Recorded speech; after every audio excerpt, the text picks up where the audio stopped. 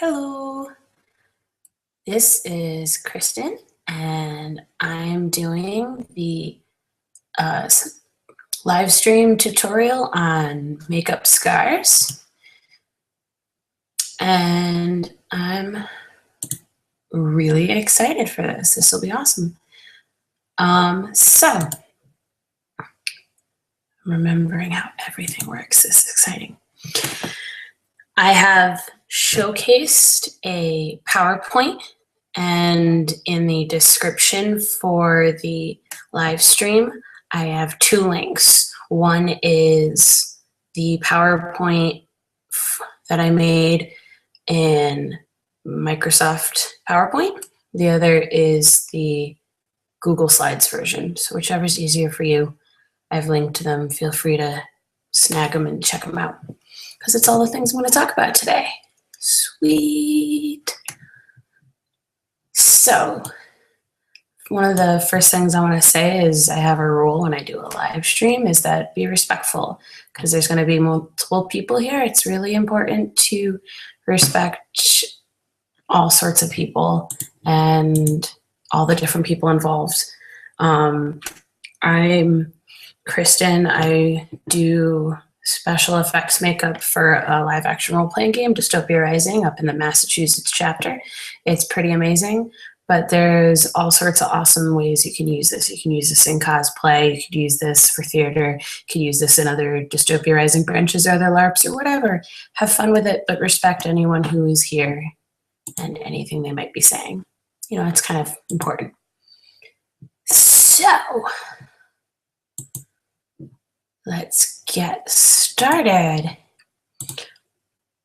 What I think is very important when doing any special effects makeup is researching. I think you should always research what you're doing. I think you should always show what you're actually trying to show. A lot of times you'll be like, oh, I want to do this. This would probably look cool, but it might not be how it would look in real life. So research what you're doing, and it'll help make your makeup look really cool and a lot more believable and realistic. In this case, we're going to research scars. I did a lot of research already, so I'll start showing you a lot of the information that I found. One of the first things I learned, I was researching. And when you're doing research, be cautious about where you're getting information, but use your best judgment. I'm not saying, like your high school teachers did, that you have to use specific sources. Just pay attention to the site and, you know, maybe this might not be a good site or this will be a really good site. Use your best judgment. I used Medline Plus, Wikipedia, and WebMD a lot for tonight. I found out that scars are permanent patches of skin that have grown over a wound. I have also found out that scars are made from fibrous tissue, which is why they don't actually look like normal skin. Things that they're not. Scars are not wounds, they're not scabs, they're not something that's currently in the process of healing. So if you're looking to buy a prosthetic scar, be really careful that it's not painted to look like a fresh wound. A fresh wound and a scar are very, very different. As an example, that's a fresh wound that's healing.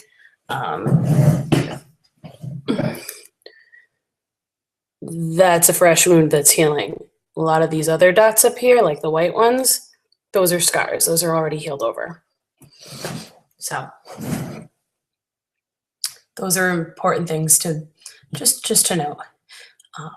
There's also different kinds of scars and different factors that can lead to what a scar may or may not look like. How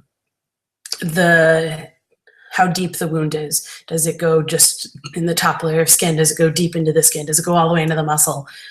Where the wound takes place. Wounds on your head might look very different from wounds on your chest versus wounds on your back or leg. Or wherever. How long it took the wound to heal. A wound that heals really quickly may or may not scar, but you know, it's going to change depending on how long it took to heal. How old you are. You're going to scar very differently if you're young than if you're very old. And your genetics. Some people are more prone to scarring. Some medical conditions are more prone to scarring. There's a whole lot of details that'll affect how you scar. So when you're doing a scar for your own character, take a lot of careful thought and planning into what you're doing. Because if they're really, really young, maybe they're not going to scar. Maybe they have medical conditions that are going to make every wound scar. Just think about these things. I learned that there's 4 different kinds of scars. There's, well, actually there's a lot of different kinds of scars, but they tend to go into 4 categories. Keloid scars, hypertrophic scars, contracture scars, and acne scars. Acne scars, being caused by acne, can end up looking like all 3 of these, the keloid, the hypertrophic, and the contracture. I'm not going to show acne scars because most people that I talk to who want to learn how to make a scar are not actually trying to make acne scars. They want to do, you know, this wound healed over. So I'm not going to do acne scars, but you can take all of the information I'm about to show you and use it to create acne scars, especially because acne scars can become they can be keloid scars, hypertrophic scars, or contracture scars. So you can use all the information and apply. Yeah. Going down my list. Keloid scars. It's the first one on my list. Keloid scars are firm, rubbery lesions. They're often shiny. They can be a wide variety of colors. They are caused by over-aggressive healing. I think a bird just flew into one of my windows. So weird. Anyway, keloid scars are caused by your body overly aggressively healing. You get this wound and your body's like, it's gotta heal. So it heals more than it needs to. If the scar is, you know, let's say that, I'm gonna use some eyeliner to draw and explain. If your scar, or if your wound is, say, right there, broke. So if your wound is here, a keloid scar is gonna scar the surrounding area. So maybe that entire circle. That's one of the biggest clues to that when it's a keloid scar, is that it's far bigger than the scar needs to be to actually take care of the wound.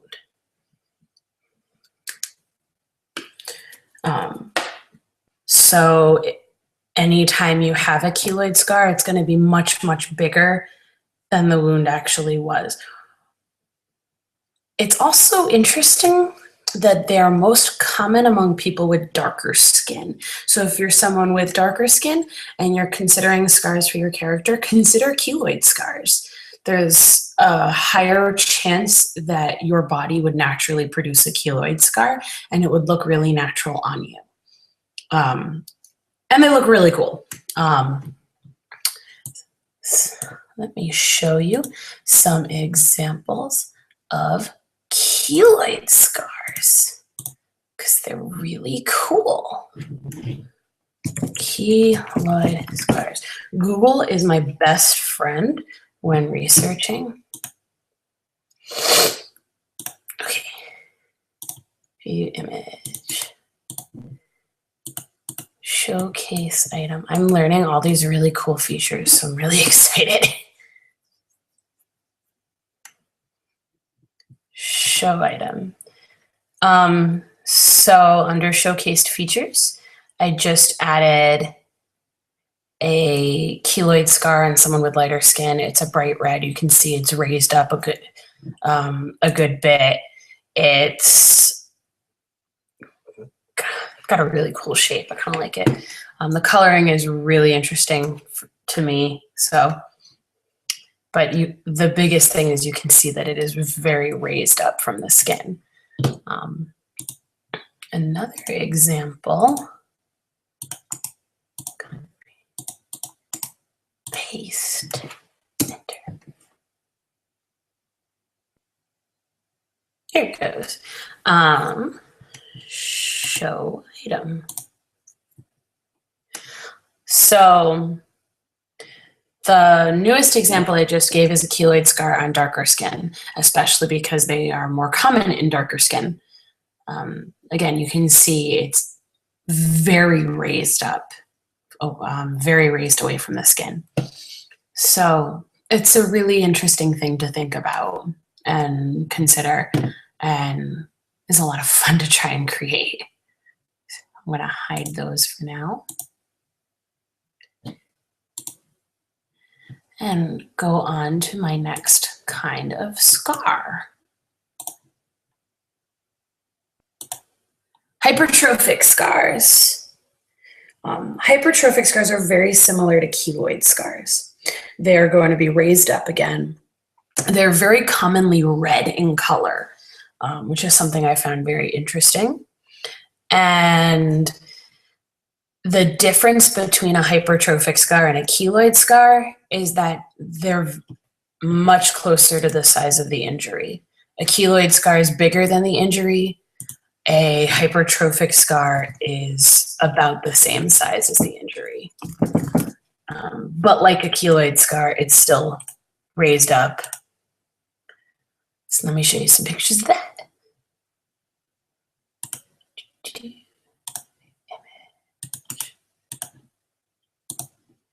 So here is a hypertrophic scar on lighter skin. It's actually two of them. Yes, I know. Show item. Here we go. No, wrong one. Show item. There we go. You can see there's two of them, and you can see that they're bright red in color. Oh, sweet! I have a viewer now. I get really excited over the little things. Right now, I'm talking about hypertrophic scars because I want to talk about the different kinds of scars before I make them. So you can see in the item I just showcased that there's two hypertrophic scars there. They're both red in color, but they're not very big. They are both raised up above the skin, but they're not very big. And that's a pretty good indicator that they're hypertrophic and not keloid. And then my other example, copy, add item. I think this is really cool that I can show you items from websites and stuff. Show item. So if you look in the items I'm showcasing, I have PowerPoint with all the information I'm talking about tonight. The research I did, but I'm currently showing two different images of hypertrophic scars, which are the ones that are raised up, but the same size as the injury, as opposed to a keloid scar, which is raised up and much bigger than the injury. And they're really cool, and I really like them. I honestly prefer making hypertrophic scars or keloid scars in makeup to what's the contracture scars. I don't like those as much, but everyone has their own preferences, and they're both really cool to make. All right, so I'm gonna hide these for now. I'll show them later. 2 viewers now. Whoa.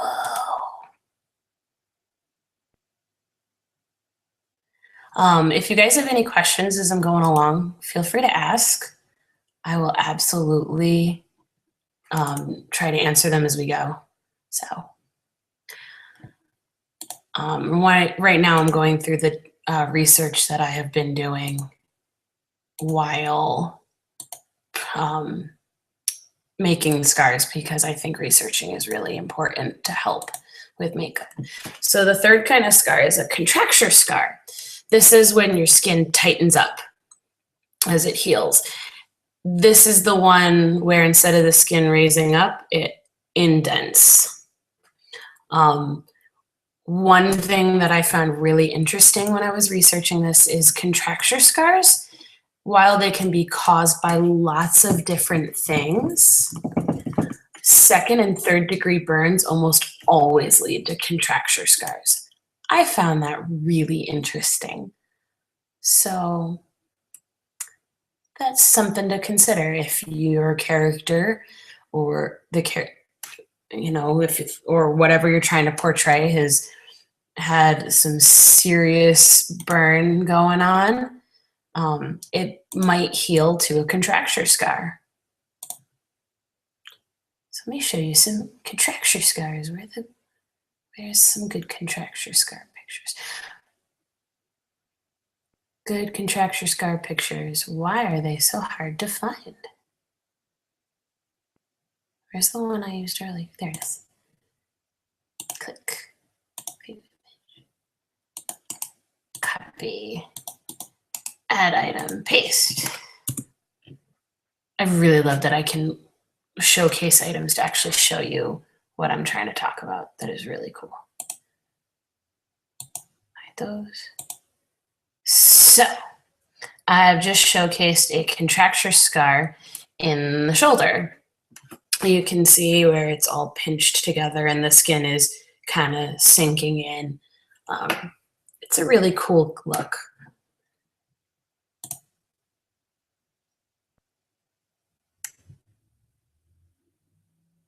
Yeah, so Joe Clark, I see your question, and I have a pretty important rule about being respectful, and I find that really unrespectful. So yeah, deleting that question.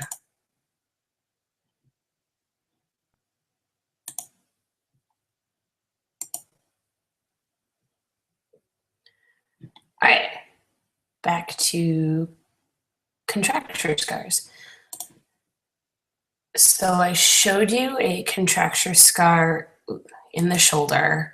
I'm not sure what caused the one in the image but it's a line, so it might have been a cut of some kind. And I'm going to show you a contracture scar from a major burn.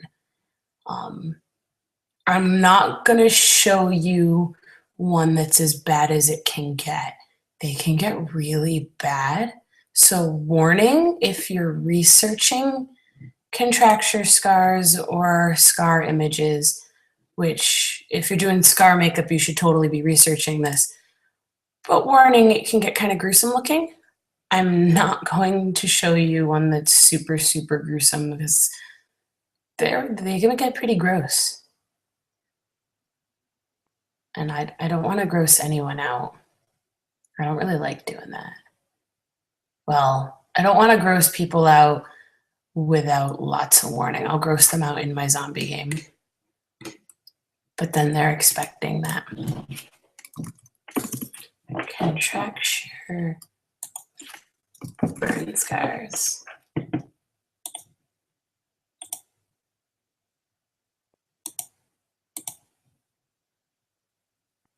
Where's the image? So if it's taking me a moment to find a image of a scar, contracture scar to show you, it's because I don't want to gross you out right now. And these are really gross. So warning, if you're Googling burn scars or contracture scars, it's not a pretty image to look at.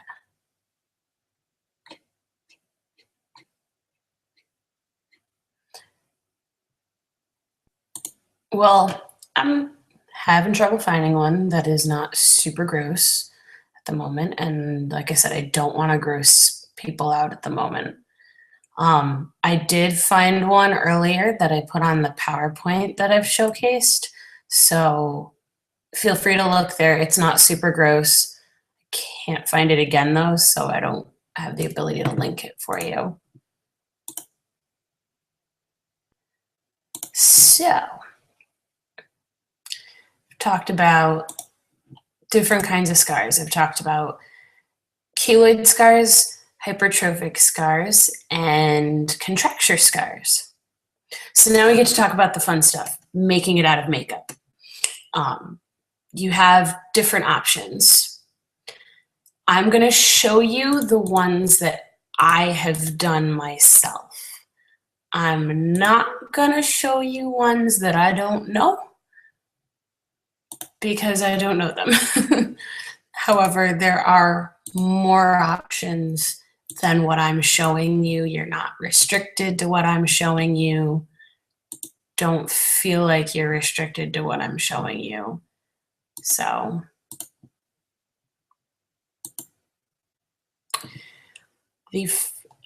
I showed you all sorts of different scars, but the different ways I've done them and different ways I've seen them done. You can draw them on eyeliner, cream makeup, alcohol makeup, however you want to draw it on. Totally an option.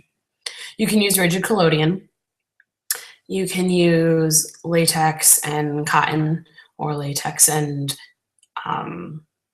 if you don't have cotton, something else. Cotton is preferable in my mind. You can use scar wax. You can use a prosthetic. There's so many ways to do it. They're all pretty cool. I keep checking to see if anyone's asking questions. So,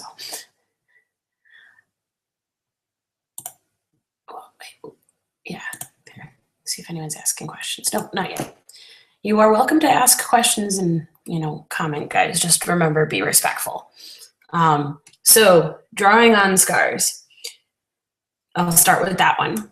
I have used eyeliner and alcohol palettes when I have drawn on scars. When you're drawing on a scar, I've seen people say that there are certain colors. They've said, oh, it's red. Oh, your scar should be white. Oh, your scar should be brown. Your scar can be a lot of different colors. It's not going to be blue or green unless there's a certain story reason behind that I don't know about. I'm not going to rule that out.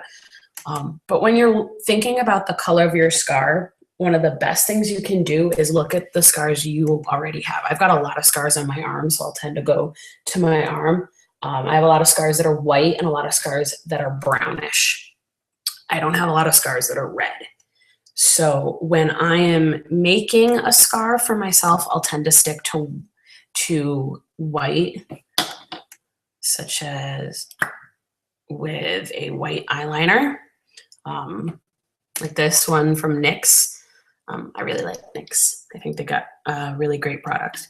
Or I will often go to my alcohol activated palette.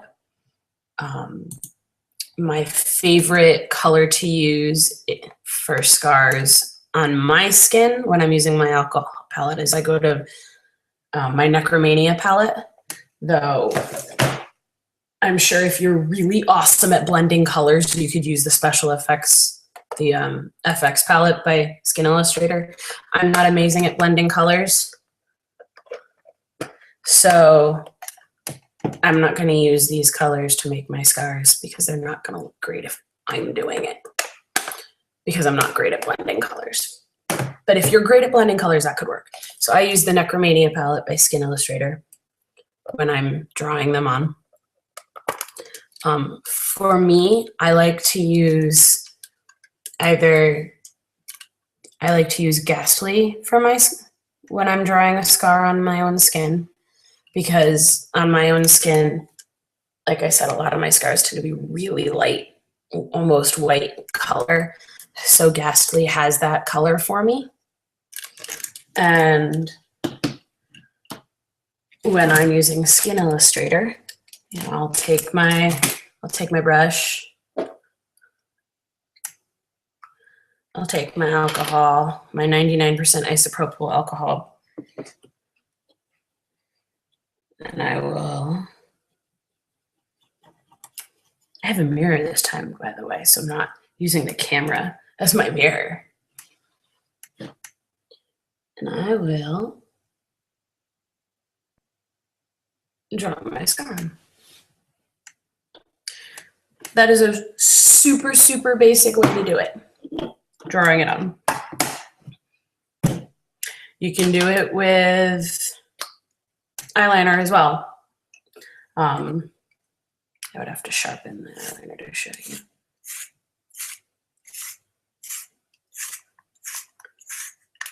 There we go.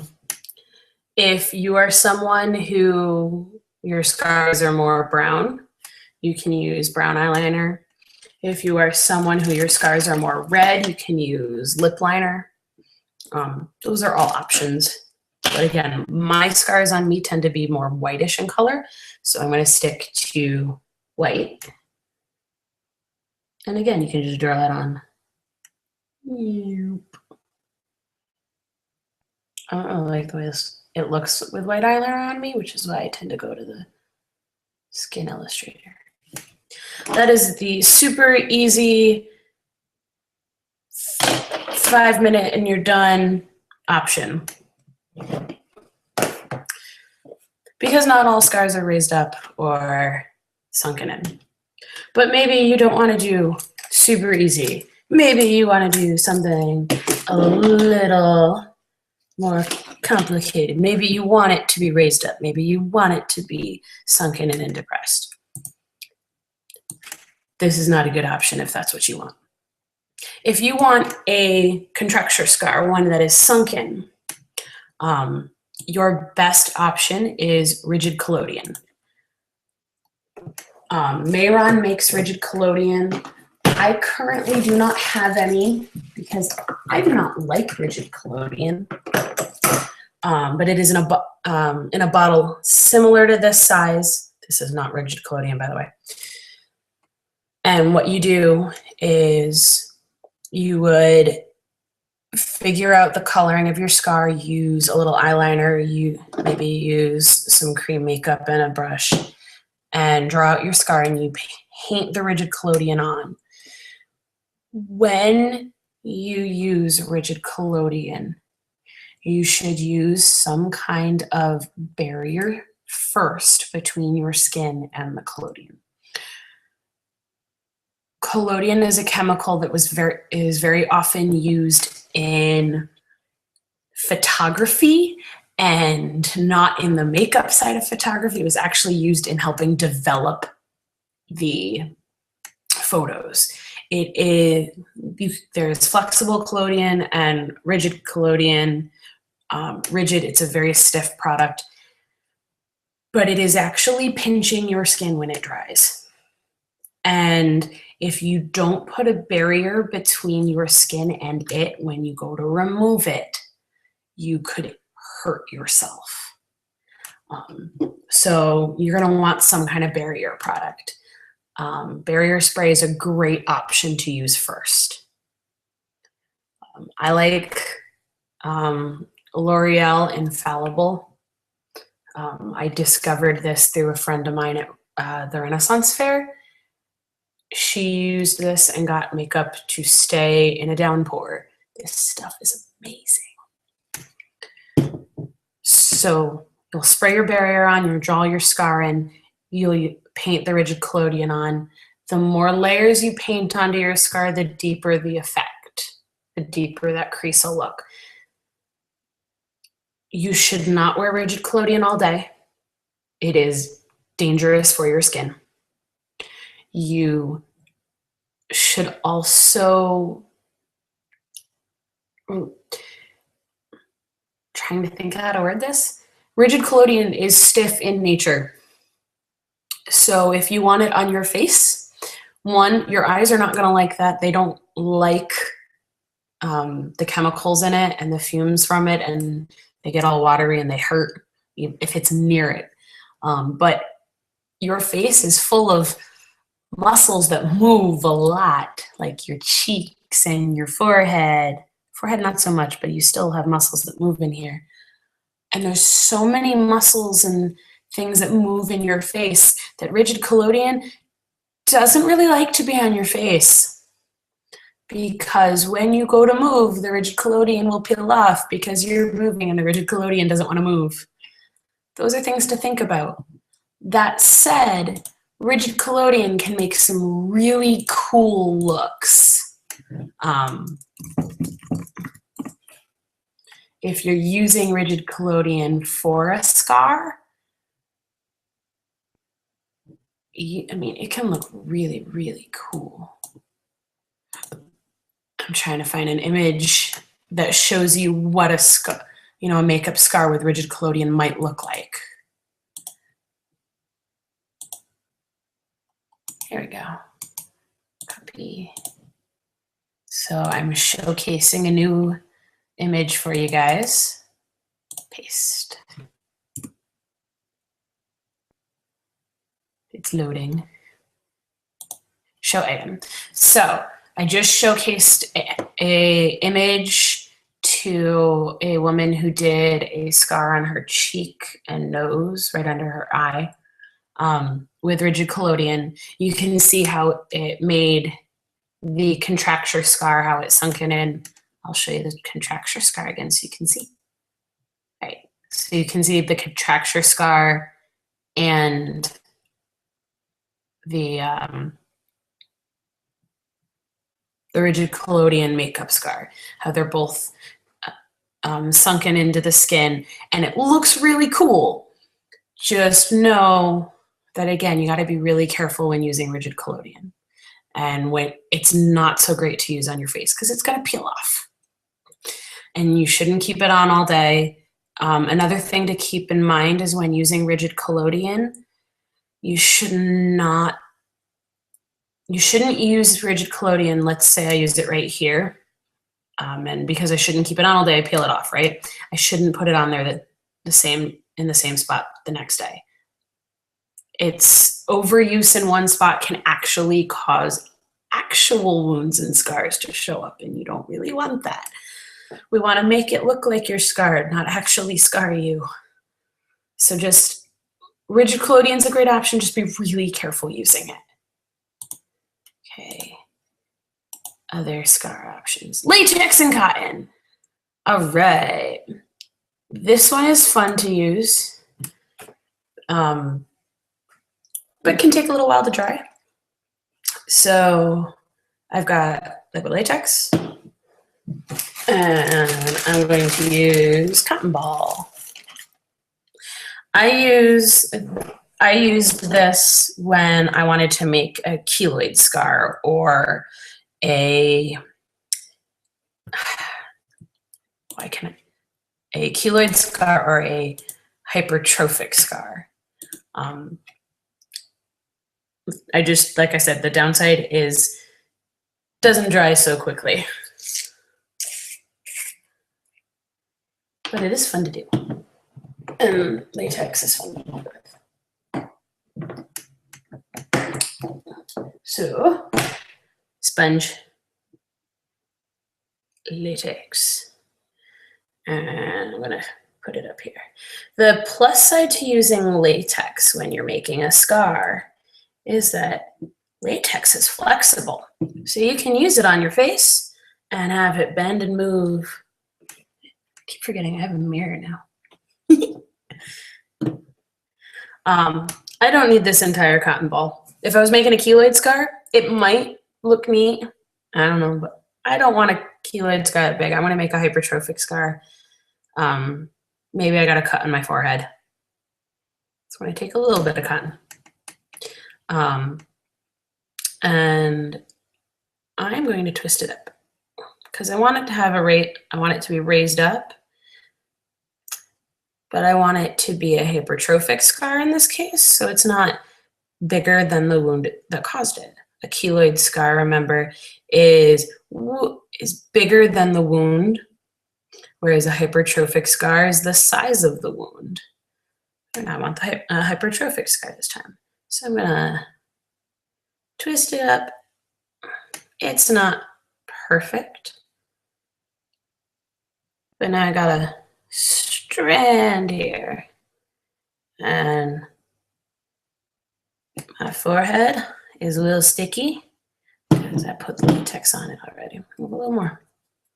That latex is what I'm using as the adhesive in this case. It's a little bit sticky, a little tacky, and I stick my little cotton ball string on. See, look, I can bend my forehead and it moves with me. That's how I know latex works well on faces. Then I'm going to seal it with latex so that it stays on.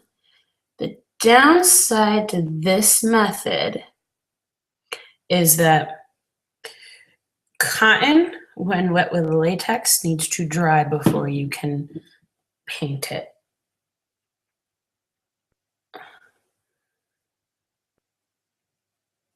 And you might need, at least I know I do, a lot more latex to help it stay afterwards. So I'm gonna use a Q-tip to help me put latex around this keloid scar that I'm making, or not keloid, hypertrophic scar that I'm making. Like I said, the downside is it takes a little bit of time to dry. And if you don't wait till it's dried, then when you go to put your makeup on, you're gonna get wet latex all over the sponge. And that's not very fun, because then it gets all in the latex or all in your makeup and comes it all up, and it's not very fun at all. So now the boring part, waiting for it to dry. While I'm waiting for it to dry, do you have any questions so far? Let me look. No questions so far. You are welcome to type in questions. I am happy to answer them. Just remember, please be respectful. I will not answer something that is not respectful. I think it's important to be respectful to all sorts of people, so. Letting it dry, letting it dry. I didn't use a lot of latex this time. That's something I learned a while ago, that the more latex you use, the longer it takes to dry. But when you're using, the plus side to using latex is it also seals the cotton that you're using. So the cotton's not soaking up the makeup, and it's easier to work with. You might need a few layers of latex on it, and that's okay.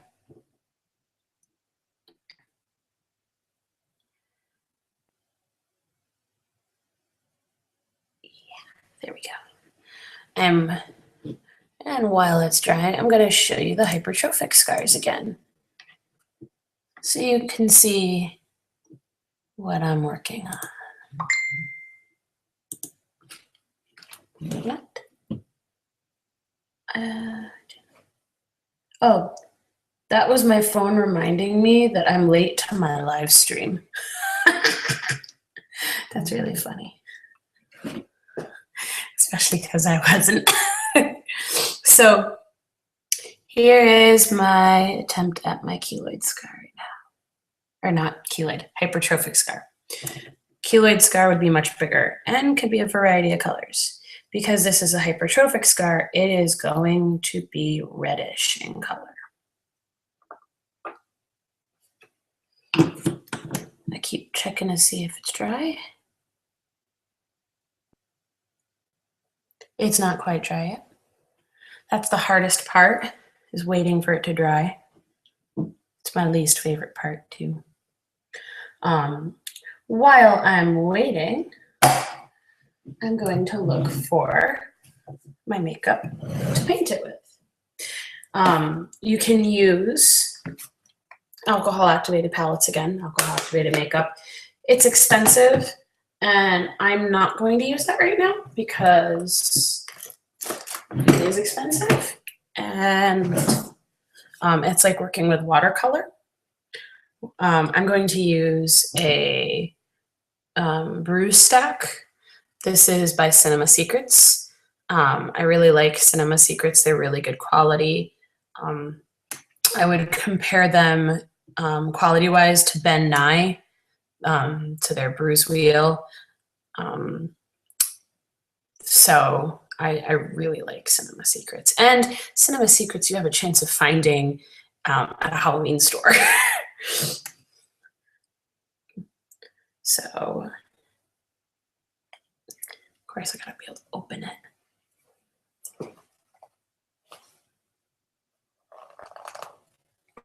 There we go. Open to my red. There we go. Now we're getting pretty close to dry. I can tell that it's not dry, one, because it doesn't quite feel it, but two, when I lift my finger up, I don't know if you can see it, there's still like a little teeny bit of latex on my finger. That's how I know it's not dry yet. And I'm gonna grab a sponge. The sponges sponges are great help with blending. And I've got my brushes to help out with that too. All right, we are dry and good to go. So, hypertrophic scars are red in color. So I am going to paint this red. I don't want to use those brushes. I have a lot of brushes. Here, I like this brush. That's a good brush. Brush, brush, brush, brush. I'm using my mirror and not the camera. It is a really dark red. It's a lot darker than I expected. I am going to mix it with a lighter color. I'm going to put some of this on the back of my hand. I've learned the back of your hand can make a great mixing palette. I want it something to clean this. I don't want to get too much color in the other. I'm going to take a lighter color and mix it in.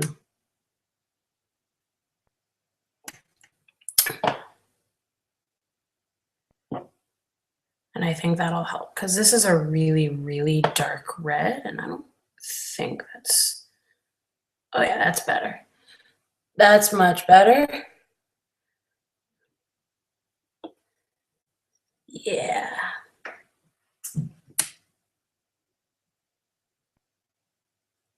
That's a lot better. Look at that. And I'm painting it up.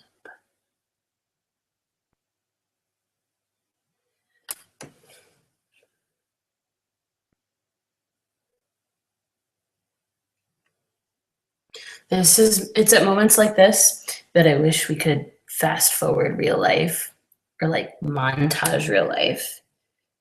Because I don't know if you want to see me like actually painting it on.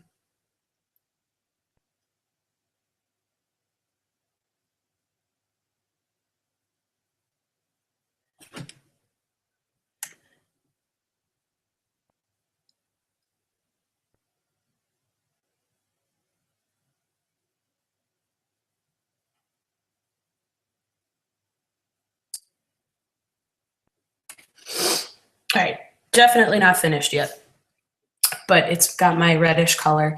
I don't have the greatest lighting at where I'm sitting in my house, so at least in my camera, it looks a little more purple, but I can promise it's a reddish pink, because hypertrophic scars are reddish pink. Then around that, I want to make it more my skin tone. I want to blend that in because it's got a super harsh line on my actual skin and not just on the area I raised up. Yes, the hypertrophic scars have a pretty strict line. They're not, when you look at the hypertrophic scar picture, it doesn't gradually fade into from red to skin tone. You've got your skin tone and then red. But I want the red to be where I raised up the skin with my cotton. So I'm going to use the skin tone around it, around the cotton.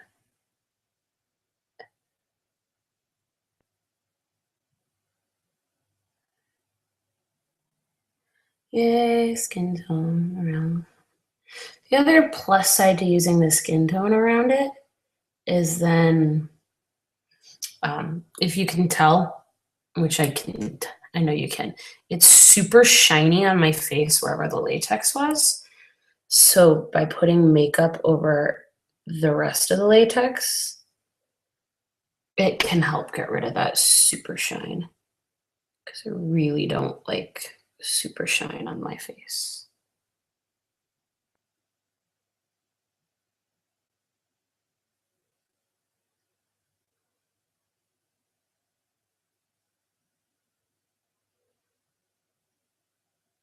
Here we go. It's so much easier to do this with a mirror than the last time I tried to live stream a makeup tutorial and I was using the camera as my mirror. All right, so that's already a lot better. And I'm gonna take my makeup wedge sponge and I'm going to blend that edge so that there's not a very harsh line of makeup and skin.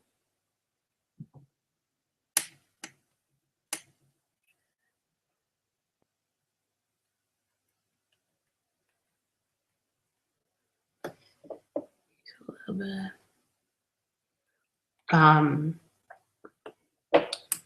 If you have tools like a beauty blender, this might be a good time to use it. I need to get a beauty blender for my special effects kit. That would be so helpful here.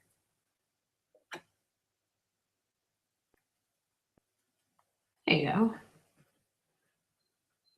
Cool.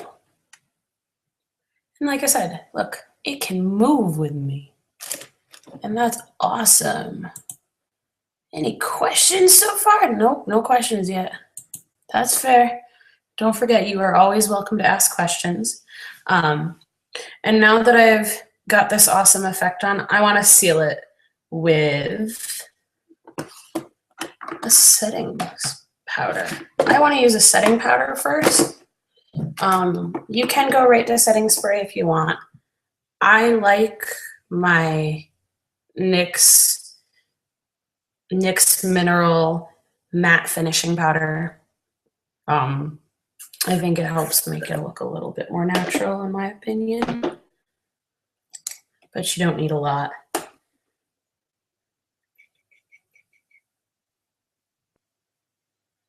I think it helps hide a lot of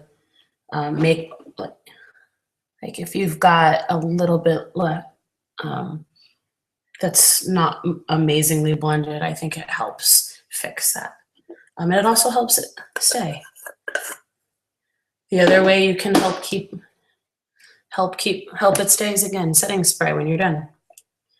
I'm not going to spray right now because I don't want this to stay for super long at the moment, but setting spray will help a huge ton when you're trying to get it to stay really long. So like over a LARP weekend or all day at a Ren fair, you know, all the times you might use it. So this is my hypertrophic scar. You can do the same thing for a keloid scar, building it up more, using the cotton to build it up.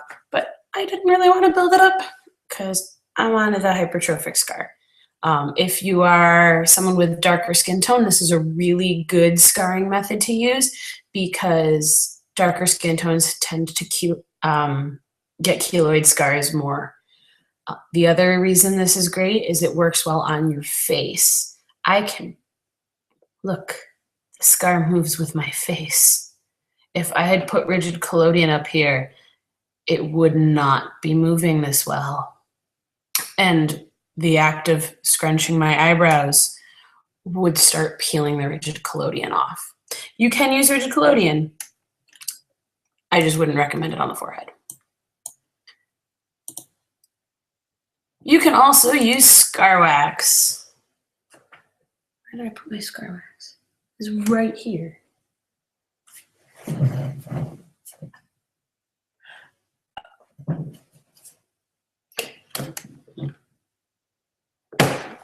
My scar wax is missing. Well, guess I'm gonna have to make more later. I make scar wax out of flour and Vaseline. So I'm gonna have to make more later. And since I don't know where it is at the moment, the way I would use the scar wax again for keloid scars or hypertrophic scars, I'd use a little bit of latex first because I think it helps the scar wax stay on the area. Then I'd use the scar wax to build my scar, seal it with a little latex, paint it, and you're good to go. The downside to scar wax. This guy is gonna stay for a while. It's not gonna go anywhere.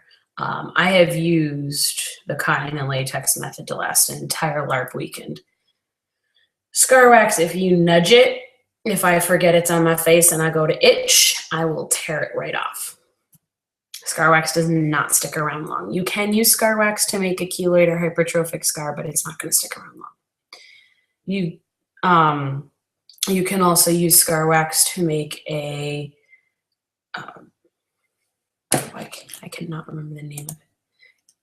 You can use it to create a contracture scar if you put a lot of scar wax around a bigger area and then build the contracture scar into it so that it has that depressed into the skin look. But again, the minute something bumps the scar wax, it's gonna come right off. And you don't really want that. So I wouldn't suggest using scar wax unless it's like just for an image. You can also make prosthetics or buy prosthetics. You can have some really cool looking scars with prosthetics. You just have to be really, really careful of what you buy. When you're looking for prosthetics, a lot of prosthetics, I'm gonna look some up right now. A lot of prosthetics will say, hey, we're a scar. This is really cool. You know, this is a scar. You can use this for a scar. And they're not scars, they're wounds. Scars are fully healed over.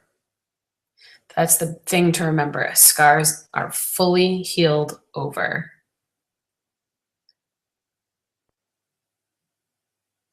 So when you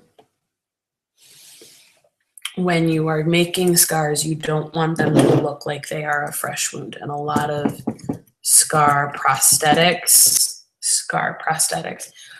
are labeled as scars when they're not really. These are all, granted, a lot of these are the kinds of scars, or the kinds of prosthetics that you're gonna find at a Halloween store. Whereas if you're looking more for, more at people who make their living doing prosthetics and makeup, they have a much higher chance, I've noticed, to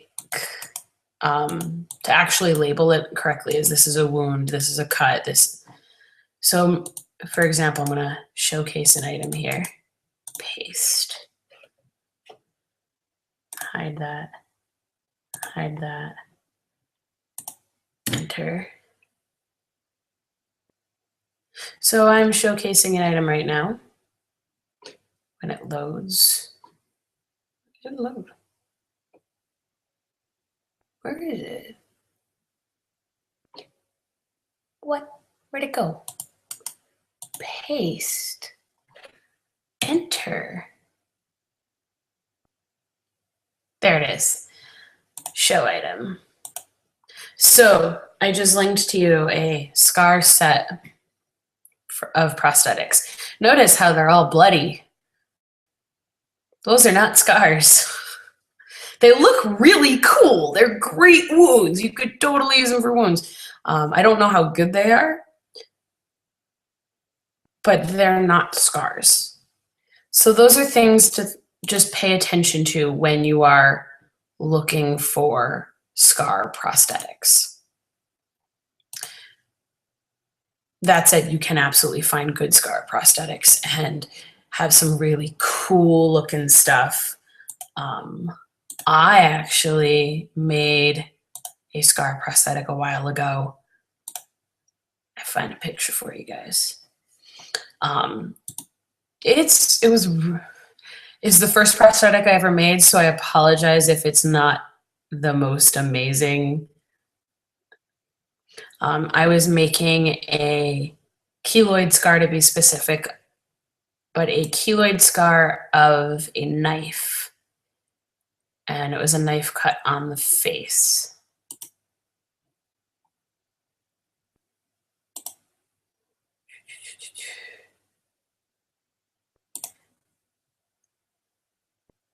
Options. Get link. Here we go. Copy.